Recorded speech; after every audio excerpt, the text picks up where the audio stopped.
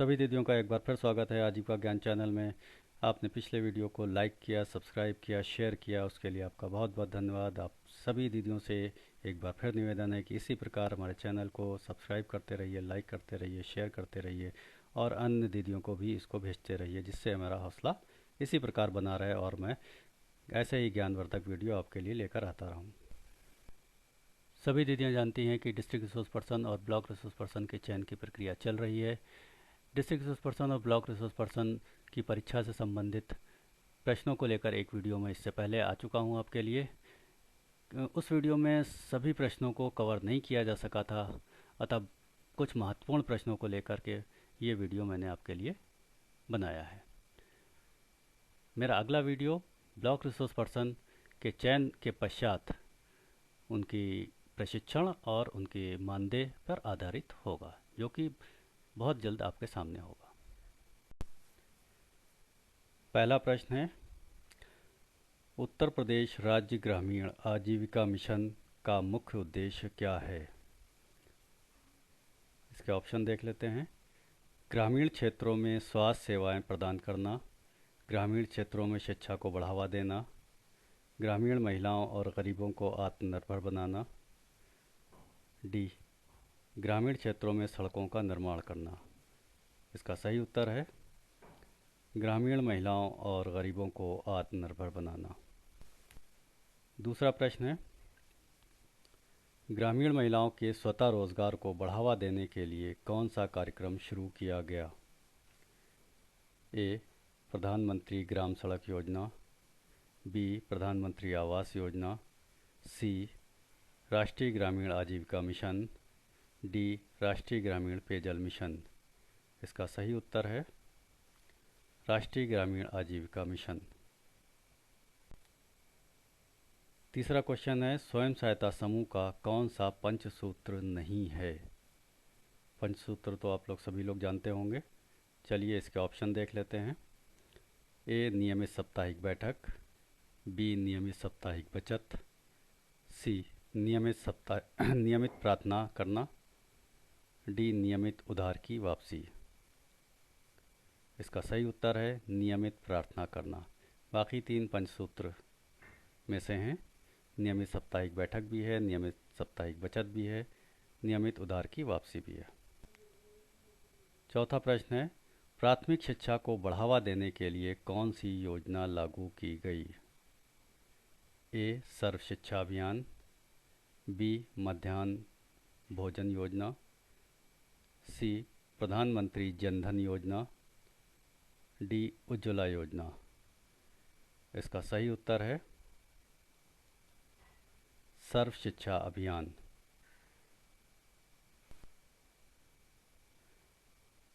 मनरेगा के तहत कितने दिनों का रोजगार गारंटी होता है? ए 125 दिन, बी 75 दिन, सी 100 दिन, डी 50 दिन। और इसका सही उत्तर 100 दिन। मनरेगा के तहत 100 दिनों के रोजगार की गारंटी दी जाती है। छठा क्वेश्चन है, एसआईएसडी का पूर्ण रूप क्या है? ए सामाजिक समावेशन और सतत विकास, बी सामाजिक समावेशन और सामाजिक विकास, सी सामाजिक समावेशन और सामाजिक विकास, सतत समावेशन और सामाजिक विकास, डी सामाजिक सुधार और सतत विकास। और इसका सही उत्तर है सामाजिक समावेशन और सामाजिक विकास। सातवां क्वेश्चन है, ग्रामीण क्षेत्रों में स्वच्छता अभियान के तहत कौन सा मिशन शुरू किया गया? A Swachh Bharat mission, B digital India, C make in India, D skill India. स्वच्छता अभियान से संबंधित मिशन के बारे में पूछा जा रहा है। तो ए आंसर इसका सही है स्वच्छ भारत मिशन, और इसमें स्वयं में ही स्वच्छ लगा हुआ है, तो यही उत्तर उसका सही। आठवां क्वेश्चन है, सामाजिक समावेशन का मुख्य उद्देश्य क्या है? ए. समाज के सभी वर्गों की भागीदारी सुनिश्चित करना. बी. केवल आर्थिक विकास. सी. केवल शैक्षिक विकास. डी. केवल सांस्कृतिक विकास. और इस प्रश्न का सही उत्तर है समाज के सभी वर्गों की भागीदारी सुनिश्चित करना. नवा क्वेश्चन है, एनआरएलएम में बैंक लिंकेज का उद्देश्य क्या है? चलिए ऑप्शन देख लेते हैं. ए. एसएचजी को बैंकों से जोड़ना. बी. ग्रामीण बैंकों का प्रचार करना. सी. सरकारी ऋण योजनाओं का प्रबंधन. डी. बैंक में नई शाखा खोलना. इसका सही उत्तर है एसएचजी को बैंकों से जोड़ना. 10वां प्रश्न है, एमसीपी का पूर्ण रूप क्या है? Mini corporate plan, mini corporation plan, micro credit plan, D. Micro corporation plan. और इसका सही उत्तर है माइक्रो क्रेडिट प्लान. एक बार फिर सभी दीदियों से हमारा निवेदन है कि इस चैनल को सब्सक्राइब करें, लाइक करें और अधिक से अधिक दूसरों तक शेयर करें. 11वां प्रश्न है, नेतृत्व में किस प्रकार में पदाधिकारी अपने अधीनस्थों के सुझावों को मान्यता देते हैं? ए. तानाशाही. बी. लोकतांत्रिक. सी. ब्यूरोक्रेटिक. डी. पितृसत्तात्मक. और इसका सही है लोकतांत्रिक. जिस संगठन में लोकतंत्र होता है वहाँ पे पदाधिकारी अपने से नीचे के लोगों को सुझावों को सुनते हैं और सही सुझावों को मानते भी हैं. 12वां प्रश्न है, प्रभावी समय प्रबंधन के लिए सबसे महत्वपूर्ण क्या है? ए. समय की कमी. बी. प्राथमिकताएं. सी. अनियोजित कार्य. डी. असीमित संसाधन. और इसका सही उत्तर है प्राथमिकताएं. 13वां प्रश्न है, एक संगठन में प्रेरणा के माध्यम से कार्य प्रदर्शन कैसे बढ़ाया जा सकता है?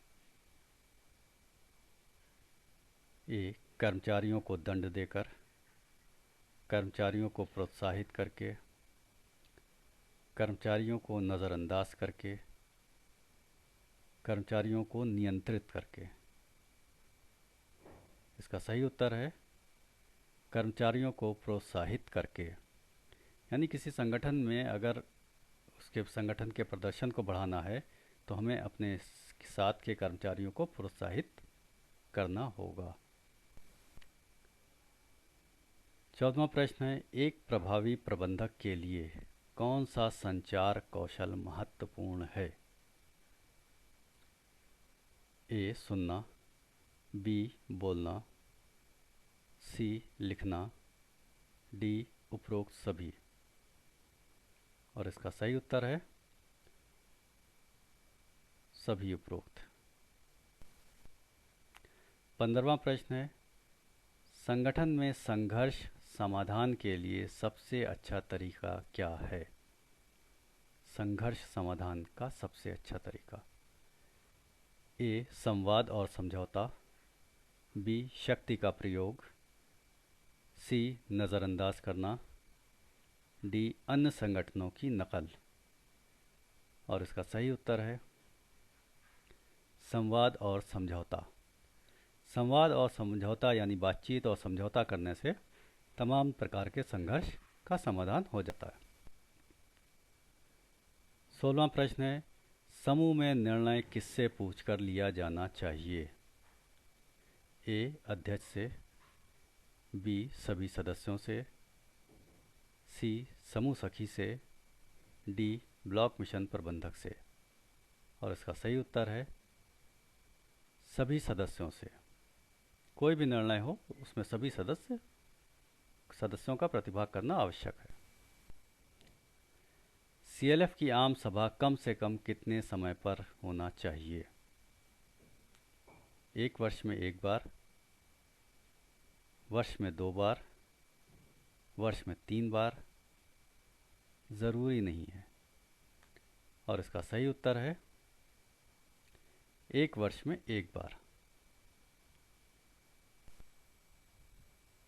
18वां प्रश्न है, एसएचजी द्वारा सदस्यों को दिया गया उधार पर कितना ब्याज दर लागू होता है? बहुत ही महत्वपूर्ण प्रश्न है और ये सभी दीदियों को पता होना चाहिए। इसका ऑप्शन है ए 12%, बी 9%, सी 6%, डी 7%। और इसका सही उत्तर है ए 12%। 19वां प्रश्न है, समूह में उपयोग होने वाले डीसीबी रजिस्टर का पूरा नाम क्या है? A demand collection balance, B demand collection book, C daily collection book, D dairy collection book. और इसका सही उत्तर है डिमांड कलेक्शन बैलेंस। 20वां प्रश्न है, सीएलएफ के पदाधिकारियों का चयन किसके द्वारा किया जाता है?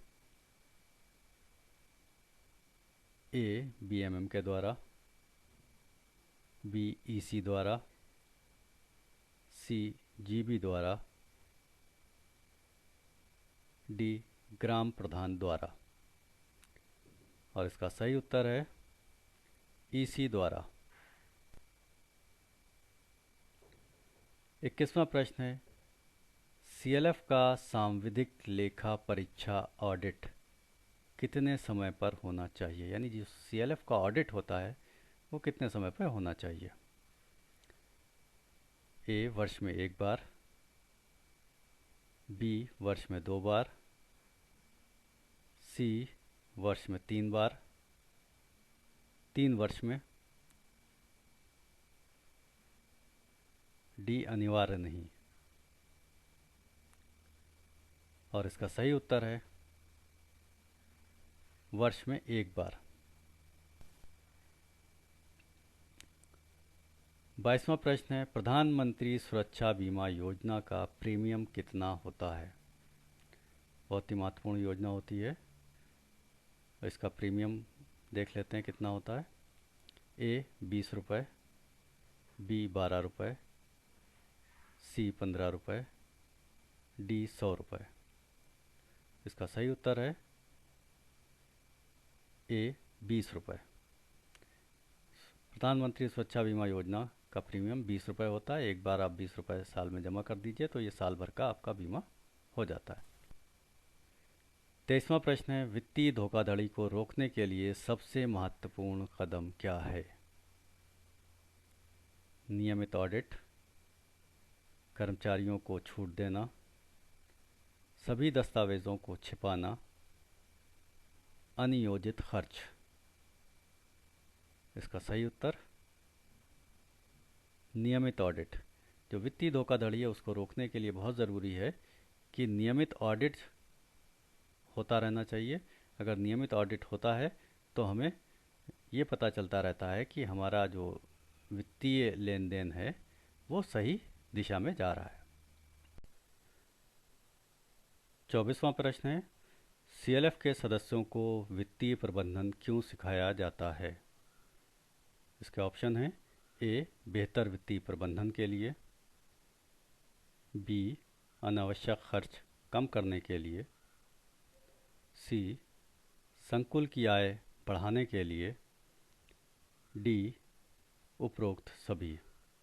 चलिए इसका उत्तर देख लेते हैं। उपरोक्त सभी।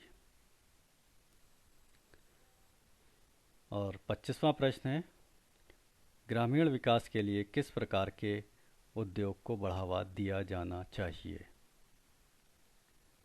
ए लघु उद्योग, बी मध्यम उद्योग, सी कुटीर उद्योग, डी उपरोक्त सभी। और इसका सही उत्तर जानते हैं।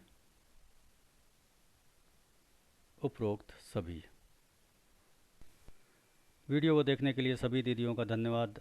सभी दीदियों से एक बार फिर निवेदन है कि चैनल को सब्सक्राइब करें, लाइक करें और शेयर करें, और कमेंट में ये ज़रूर बताएं कि आप किस टॉपिक पर वीडियो देखना चाहते हैं। मेरा अगला वीडियो जो होने वाला है वो बीआरपी के चयन के पश्चात उसके प्रशिक्षण तथा मानदेय से संबंधित होगा। यदि आप किसी टॉपिक पर वीडियो देखना चाहते हैं तो प्लीज़ कमेंट करके मुझे अवश्य बताएं। धन्यवाद।